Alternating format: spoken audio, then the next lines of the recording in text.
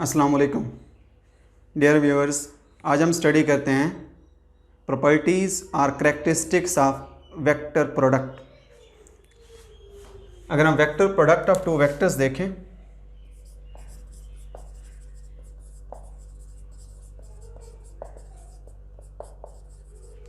Vector product of two vectors, तो इसमें हम जानते हैं कि vector product of two vectors, अगर कोई एक वेक्टर ए और बी है, इसके वेक्टर प्रोडक्ट को हम लिख देते हैं A B sine theta into N. A B sine theta is the magnitude of the cross product and N is the direction of the resultant of cross product. जो उसका result है ये उसकी डायरेक्शन है, जिसको हम राइट हैंड रूल से मालूम करते हैं। आज हम इसकी केसेस को स्टडी करते हैं, करैक्टरिस्टिक्स को स्टडी करते हैं।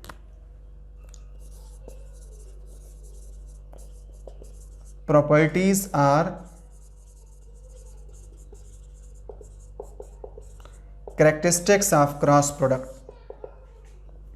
इसकी पहली एक प्रॉपर्टी है कि जो ए क्रॉस बी है that is not equal to B cross A. इसका मतलब है कि हम टार्क को अगर हम आर क्रॉस एफ लिखते हैं, अगर हम गलती से इसको एफ क्रॉस आर लिख देंगे तो वो हमारी डेफिनेशन क्या आ जाएगी, वो गलत होगी, क्योंकि जो क्रॉस प्रोडक्ट है वो कम्यूटेटिव प्रॉपर्टी को ओबे नहीं करता। उसमें तरतीब का हमें लाजमी ख्याल रखना पड़ता है कि किन दो वेक्टर्स का हम क्रॉस प्रोडक्ट ले रहे हैं। दूसरा, हम उसमें एंगल को डिस्कस कर देते हैं।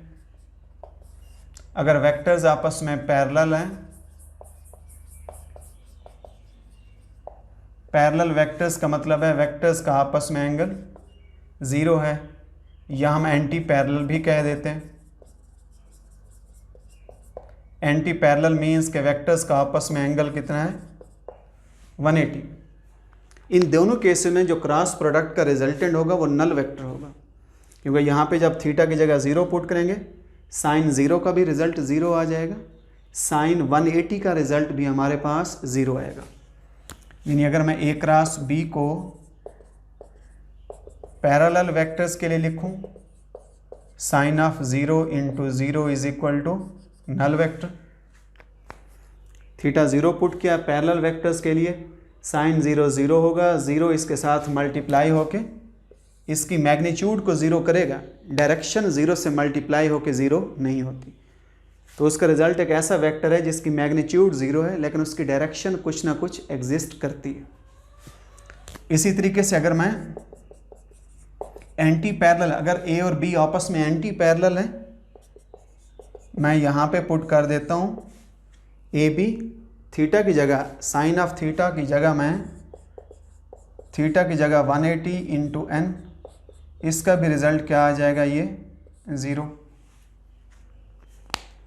A B sine of 180 into N की जगह क्या आ जाएगा, एन डायरेक्शन है, साइन 180 0 होगा, उसकी वजह से magnitude 0 multiplied by direction is equal to null vector. अगर मैं इसको यूनिट वेक्टर्स की शक्ल में लिखूं, जैसे आई क्रॉस आई है, आपस में पैरेलल हैं, पैरेलल वेक्टर्स का क्रॉस प्रोडक्ट क्या होता है, नल वेक्टर। हम इसको उर्फ़े आम में हम इसको 0 भी लिख देते हैं, यानी आई क्रॉस आई को हम 0 भी कह देते हैं। अगर हम उसको ज़्यादा स्ट्रिक्टली अगर हम लिखें तो हम इसको नल वेक्टर लिखेंगे।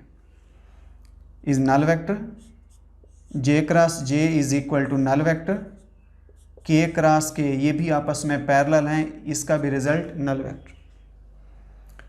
थर्ड केस में अगर हम देखें, अगर हम कहते हैं हमारे पास वेक्टर परपेंडिकुलर है, परपेंडिकुलर वेक्टर्स का मतलब है इनका आपस में थीटा कितना होगा, 90। वेक्टर आपस में परपेंडिकुलर हैं, अगर ये परपेंडिकुलर हैं तो इसका क्रॉस प्रोडक्ट मैक्सिमम होगा।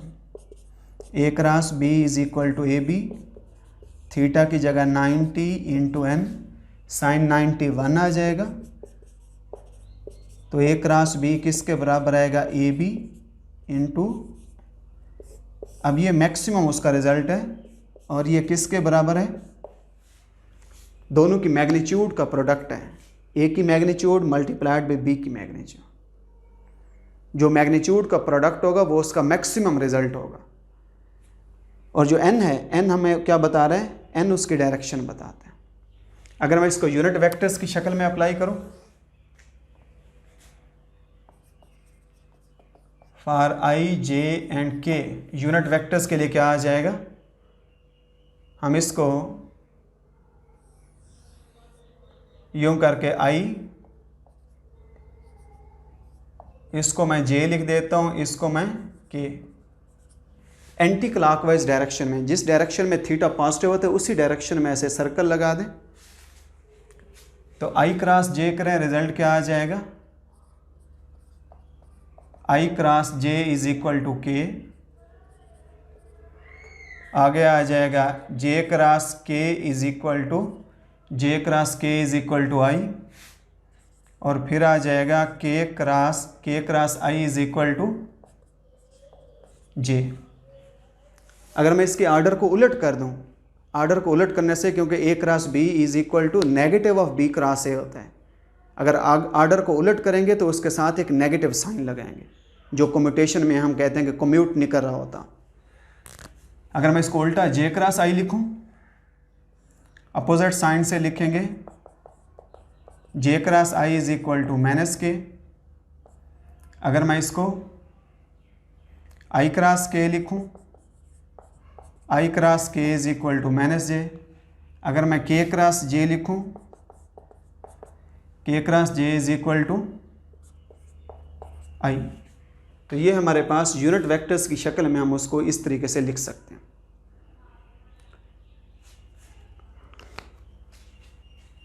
अगर हम इसमें इसकी नेक्स्ट प्रॉपर्टी को देखें, फोर्थ प्रॉपर्टी है, अगर हम कहते हैं हमारे पास वेक्टर रेक्टेंगुलर कंपोनेंट्स की शक्ल में है, axi, ayj, azk, b vector है bxi,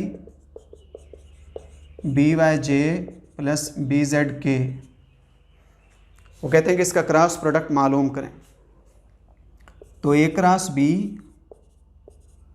is equal to i j k, इसको डिटर्मिनेंट की फॉर्म में लिख देते हैं।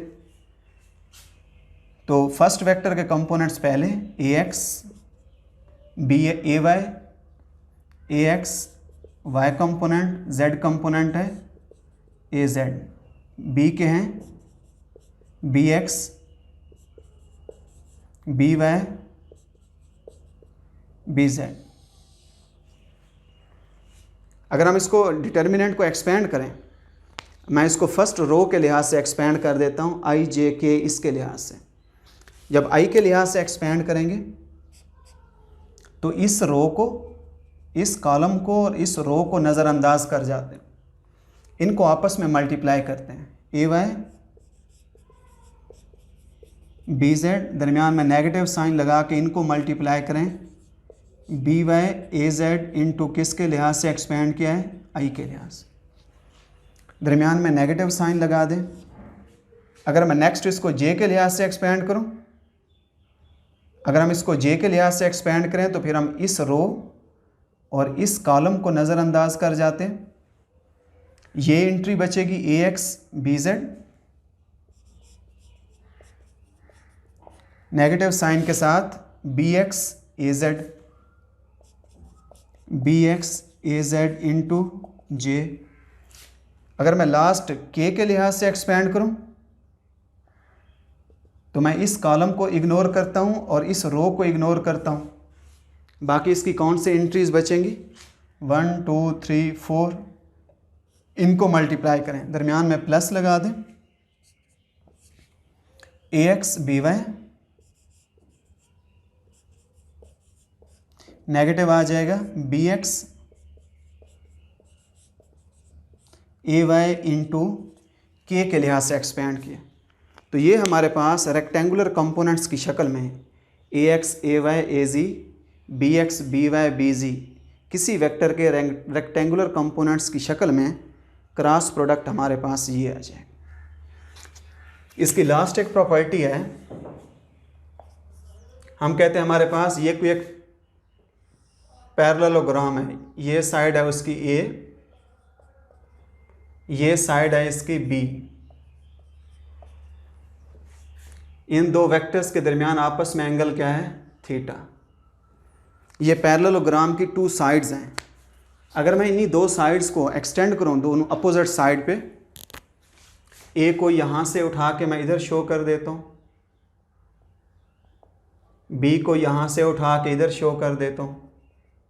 अब ये एक पैरेललोग्राम है जिसकी बेस किसके बराबर है? ए, और जिसकी हाइट कितनी है? मैं बी को यूँ रिजॉल्व करता हूँ, थीटा के सामने वाला बनेगा बी का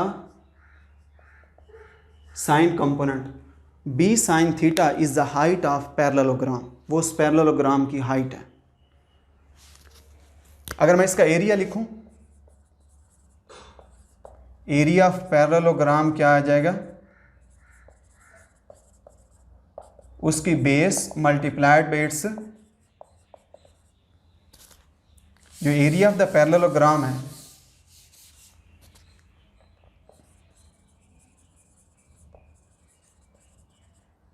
ये है उसकी base multiplied by its height, A B sine theta. यानी ये उसकी बेस यहाँ से लेकर यहाँ तक ए, उसकी हाइट कितनी है? यहाँ से लेकर यहाँ तक बी साइन थीटा। और हमें पता है कि जो ए बी साइन थीटा है, A B sine theta is the magnitude of A cross B. तो ये हमारे पास क्या है? ये एरिया ऑफ द पैरेललोग्राम है। तो हम कह देते हैं कि area of the parallelogram is equal to magnitude of the cross product of two vectors. कौन से दो vectors? Which makes the sides of the parallelogram. वो दो वेक्टर्स जो पैरेललोग्राम की दोनों ये साइड बनाते हैं, उनके क्रॉस प्रोडक्ट की जो मैग्नीट्यूड होगी वो हमेशा पैरेललोग्राम का एरिया होगा। तो ये हमारे पास उसकी प्रॉपर्टीज़ हैं। क्रॉस प्रोडक्ट कम्यूटेटिव नहीं होता, पैरेलल और एंटी पैरेलल वेक्टर्स के लिए क्रॉस प्रोडक्ट ज़ीरो हो जाता है, परपेंडिकुलर वेक्टर्स के लिए क्रॉस प्रोडक्ट मैक्सिमम होता है। फिर उसको यूनिट वेक्टर्स की शक्ल में देखा है, हमने रेक्टेंगुलर कंपोनेंट्स की शक्ल में देखा है कि क्रॉस प्रोडक्ट ये आ रहा है, और उसको हमने पैरेललोग्राम, वो उसकी एक स्पेशल एप्लीकेशन है कि उस डायग्राम में देखते हैं जो एरिया होता है वो उसके क्रॉस प्रोडक्ट के मैग्नीट्यूड के इक्वल आ रहा है। आप इसकी प्रैक्टिस करें, इसको देखें। अगर कहीं कोई चीज़ समझ नहीं आ रही, कहीं कोई प्रॉब्लम आ रहा है, आप क्वेश्चन पुट करें। I am here to give you the answer. Thank you so much.